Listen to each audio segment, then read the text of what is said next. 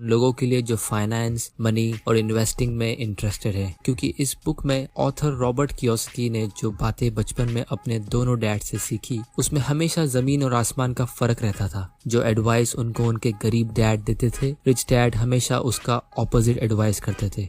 आज मैं आपके सामने इस किताब से 3 इम्पोर्टेंट लेसन्स पेश कर रहा हूँ। रॉबर्ट कियोसाकी जब 9 साल के थे तब वो एक दिन अपने रिच डैड के साथ बीच पे घूम रहे थे। तभी उनके रिच डैड ने उन्हें एक बड़ा आलीशान सा बंगला दिखाया और कहा कि ये बंगला उन्होंने खरीद लिया है। रॉबर्ट चौंक गए क्योंकि उन दिनों वो रिच डैड एक्चुअली में उतने रिच नहीं थे और उनकी इनकम उनके पुअर डैड से भी कम थी। तब उन्होंने अपने रिच डैड से पूछा, आप ये बंगला कैसे खरीद सकते हो जब किसी के पास इतने पैसे ही ना हो। उनके रिच डैड ने कहा, मैं नहीं खरीद सकता लेकिन मेरा बिजनेस खरीद सकता है। यहाँ पे हम अपना सबसे पहला और सबसे इम्पोर्टेंट लेसन सीखते हैं। लेसन नंबर 1, अपने खर्चे बढ़ाओ और अपना इनकम कम करो, यानी increase your expenses, decrease your income. अब आप कहोगे ये तो बिल्कुल उल्टा बोल रहे हैं, ये जो दुनिया कहती है ये तो बिल्कुल उसका ऑपोजिट है, लेकिन यही इस बुक की खास बात है। इनफैक्ट हमें ऑथर इस बुक के फाइनल चैप्टर्स में यही पॉइंट को सबसे ज्यादा इम्पोर्टेंट पॉइंट कहते हैं, जिसकी वजह से उन्होंने ये बुक लिखी है। मैं आपको इसका डिटेल समझाता हूँ।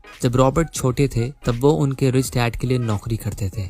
उन्हें हर घंटे का 10 सेंट्स मिलता था। तब एक दिन वो अपने रिच डैड के पास अपनी सैलरी बढ़ाने की बात करने गए। तब रिच डैड ने उनकी सैलरी बढ़ाना तो दूर, वो भी काट दी और उन्होंने कहा, लोगों को सैलरी देना मतलब उन्हें एम्प्लॉयज की तरह सोचने पे मजबूर करना, और वो नहीं चाहते थे कि रॉबर्ट एक एम्प्लॉय की तरह सोचे। फिर आप मुझसे कहोगे, एम्प्लॉयज कैसे सोचते हैं? हर एम्प्लॉय यही सोचता है कि वो ऑफिस में मेहनत करे ताकि उसकी सैलरी बढ़ जाए और फिर वो अपना खर्चा कम करे ताकि वो ज्यादा सेविंग्स कर सके। लेकिन रॉबर्ट को उनके रिच डैड कुछ और ही एडवाइस करते थे। वो कहते थे कि आपको अपनी इनकम कम करनी चाहिए और अपने एक्सपेंस बढ़ा देने चाहिए। इसका मतलब ये कि अगर आप बिजनेस करते हो तो आपको उसमें से जितना कम हो सके उतना कम पैसा विड्रॉ करना है एज एन इनकम, और बाकी सारा पैसा इन्वेस्ट करना है। क्योंकि अगर आप ज्यादा इनकम विड्रॉ करोगे तो उसमें से आप सबसे पहले ज्यादा टैक्स पे करोगे, फिर बचे हुए पैसे को ऐसी जगह रख दोगे जिससे वो सही तरीके से ग्रो भी नहीं हो पाएगा, जैसे सेविंग्स अकाउंट या फिक्स डिपॉजिट। जितनी भी सक्सेसफुल कंपनीज है वो सारी कंपनीज अपना प्रॉफिट री इन्वेस्ट करती है। जेफ बेजोस की अमेज़न से लेकर वॉरेन बफे की बर्कशायर हैथवे तक ये कंपनीज मिनिमम डिविडेंड पे करती है और अपना सारा अमाउंट री इन्वेस्ट करती है, या तो अपने खुद के बिजनेस में या तो दूसरी कंपनीज अक्वायर करने में। इसीलिए इन कंपनीज के शेयर प्राइस पिछले कुछ सालों में काफी गुना बढ़ चुके हैं। क्योंकि जब आप जॉब करते हो तो आपको जो सैलरी मिलती है वो ऑलरेडी टैक्स डिडक्ट होकर मिलती है। फिर बाकी की सेविंग्स आप अपने बैंक या फिक्स डिपॉजिट में डालते हो, जिससे आपको 8% इंटरेस्ट मिलता है। और इंडिया का एवरेज ईयरली इन्फ्लेशन 7.7% है। तो अगर आपको लगता है कि ये 8% जो आप अपने बैंक से कमा रहे हो ये आपका इनकम है, तो आप खुद के साथ मजाक कर रहे हो। और अपना एक्सपेंस बढ़ा देने का मतलब ये कि आपको सही जगह खर्चे करने चाहिए।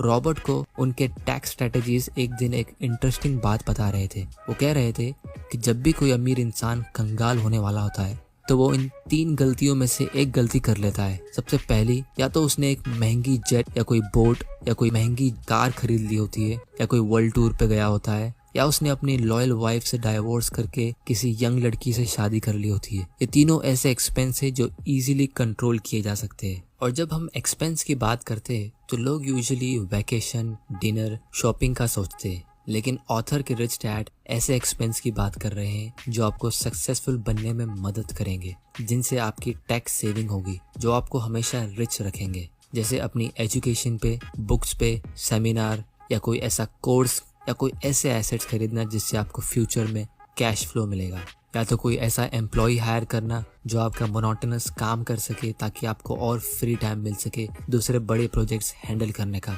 आप जितना जल्दी ऐसे मीनिंगफुल एक्सपेंसेस करोगे आपके लिए उतना अच्छा है, क्योंकि आपकी नॉलेज टाइम के साथ कंपाउंड होती है और वो भी ग्रो होती है। अक्सर लोग गरीब होते हैं क्योंकि वो हमेशा गरीबी से डरते हैं। उनके दिमाग में हमेशा गरीबी का डर रहता है और इसीलिए वो अपने खर्चे कम करते हैं, ये सोच के कि वो पैसे उन्हें बुरे दिन में काम आएंगे। लेकिन ऑथर हमें ये एडवाइस कर रहे हैं कि आप अपने दिमाग को पॉजिटिव सोच से ऑक्यूपाइड रखो। आप हमेशा अपने माइंड को ग्रो करने का सोचो, फिर भले उसमें आपको खर्चा क्यों ना करना पड़े। और दुनिया के सबसे फेमस इन्वेस्टर वॉरेन बफे भी यही कहते हैं। जब उनसे पूछा गया कि दुनिया का सबसे बेस्ट इन्वेस्टमेंट क्या है, तो उन्होंने कहा, invest in yourself as much as you can. अपने आप पर इन्वेस्ट करो, अपनी नॉलेज पर। Lesson number 2, acquire 3 E's। Robert के रिच डैड के हिसाब से अगर आपको एक अच्छा इन्वेस्टर और अमीर बनना है और फिर अमीर रहना है, तो आपको ये 3 E's एक्वायर करने होंगे। ये 3 E's है एजुकेशन, एक्सपीरियंस और एक्सेस कैश। ये 3 E's की हेल्प से आप ऐसे मौके का फायदा उठा सकते हो जिससे आप अमीर बन सकते हो। ये मौके जो हमेशा अवेलेबल है और रहेंगे, लेकिन आप उन्हें देख नहीं पाते क्योंकि आपके पास वो नजरें नहीं है। सबसे पहला, एजुकेशन। रिच डैड यहाँ पे स्कूल और कॉलेज की डिग्री की बात नहीं कर रहे, वो बात कर रहे हैं फाइनेंशियल नॉलेज की। लोग अक्सर कहते हैं कि जब उनके पास बहुत सारे पैसे आएंगे तब वो इन्वेस्ट करना शुरू करेंगे, लेकिन सच ये है कि अगर ऐसे लोगों के पास गलती से बहुत सारा पैसा आ भी जाए तो कुछ ही सालों में ये वापस कंगाल हो जाते हैं। ये इसलिए क्योंकि वो अपनी पुरानी आदतों से नया पैसा हैंडल करते थे, लेकिन रियल लाइफ में हर किसी की लॉटरी नहीं लगती।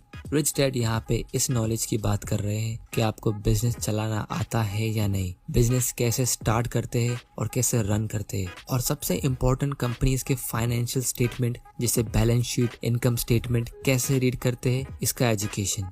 पर्सनली मैं अपनी बात कहूँ तो मेरी लाइफ का टर्निंग पॉइंट तब था जब मैंने कंपनीज की फाइनेंशियल स्टेटमेंट रीड करना सीखी। वरना अगर आप बिना एजुकेशन के कहीं भी इन्वेस्ट करते हो तो वो गैम्बलिंग है। दूसरा ई है एक्सपीरियंस। रॉबर्ट के रिच डैड बचपन में उन्हें ब्लैंक फाइनेंशियल स्टेटमेंट देते थे, जिसमें वो उन्हें खुद से एसेट साइड का कॉलम भरने को कहते थे। वो इसलिए क्योंकि उन्हें इससे एक्सपीरियंस मिलेगा। उन्हें पता था कि बिजनेस को सीखना और अच्छा इन्वेस्टर बनने का सबसे बेस्ट तरीका है उसे प्रैक्टिकली करना। फिर रॉबर्ट उस ब्लैंक स्टेटमेंट में एसेट्स ऐड करते, उससे सीखते, फिर कुछ और ऐड करते, उससे सीखते, गलतियां करते और सीखते, क्योंकि उनके रिच डैड चाहते थे कि वो रियल लाइफ में जल्द से जल्द सीखना शुरू कर दे। और अगर आप प्ले स्टोर या ऐप स्टोर पे सर्च करो तो ऐसे आपको बहुत सारे गेम्स मिल जाएंगे जिसमें आप खुद से बैलेंस शीट, खुद से अपना एसेट्स क्रिएट कर सकते हो। तीसरा ई है एक्सेस कैश। इस चीज की आपको इतनी चिंता करने की जरूरत नहीं होगी जितनी आपको एजुकेशन और एक्सपीरियंस की करनी होगी। वो इसलिए क्योंकि अगर आपके पास प्रॉपर एजुकेशन और एक्सपीरियंस है तो पैसा अपने आप फॉलो करेगा, और जब आपके पास उतना कैश आएगा तो आपको ऑलरेडी पता होगा उसे कहाँ इन्वेस्ट करना है, ताकि वो और ग्रो हो सके और आपके लिए एक फाइनेंशियल सिक्योरिटी क्रिएट कर सके। जब लोग अपनी कॉलेज की एजुकेशन खत्म करते तो वो अपॉर्चुनिटी की जगह पे जॉब्स ढूंढते, फाइनेंशियल सिक्योरिटी की जगह पे जॉब सिक्योरिटी ढूंढते, और फिर सारी प्रॉब्लम्स वहीं से शुरू होती है। और इसीलिए दुनिया के 10% से भी कम लोग दुनिया का 90% से भी ज्यादा पैसा ओन करते हैं, क्योंकि उनका एजुकेशन, एक्सपीरियंस और एक्स्ट्रा कैश उनके साथ हमेशा ग्रो करते रहता है।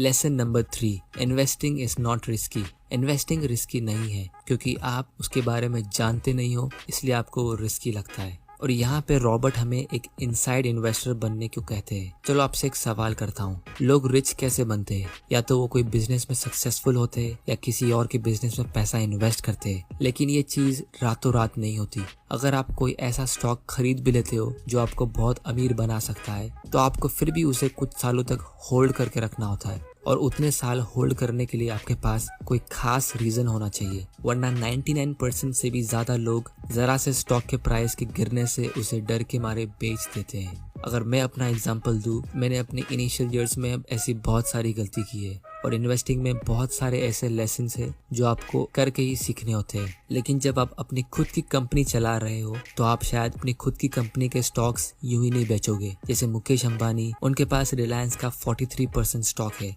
जब इनकी कंपनी का बुरा टाइम आता है तब ये ओनर्स शेयर्स को बेच के निकल नहीं जाते, क्योंकि ऐसे टाइम पे शेयर्स बेचना मतलब सस्ते में बेच देना, जो बेवकूफ़ी होती है, और लोग अक्सर यही करते हैं। लेकिन ऑथर हमें यहाँ सजेस्ट कर रहे हैं इन्वेस्टिंग रिस्की नहीं होगी अगर आप खुद के बिजनेस में इन्वेस्ट करोगे। अगर आप कोई स्टॉक खरीदते हो तो उसे अपनी कंपनी समझ के इन्वेस्ट करें, और उतना ही रिसर्च करें जितना आप एक घर लेने में करते हो या कोई बड़ी चीज में पैसा डालने से पहले करते हो। और उतनी रिसर्च करने के बाद आपको उसकी पूरी अंदर की इन्फॉर्मेशन मिल जाती है। सिमिलरली अगर आप कोई भी ऐसी जगह इन्वेस्ट कर रहे हो तो आपको उसकी पूरी जानकारी होनी चाहिए जितनी एक ओनर को होती है। सो दोस्तों, अगर आपने रॉबर्ट कियोसाकी की रिच डैड पुअर डैड और इनकी दूसरी बुक कैश फ्लो क्वाड्रेंट पढ़ी है तो मेरे हिसाब से इस बुक में कुछ एक्स्ट्रा वैल्यू ऐड करने के लिए नहीं है। इस बुक में से आप इन्वेस्टिंग शायद नहीं सीख पाओगे, लेकिन आपको ये बुक एक नया पर्सपेक्टिव जरूर देगी इन्वेस्टिंग के बारे में सोचने के लिए।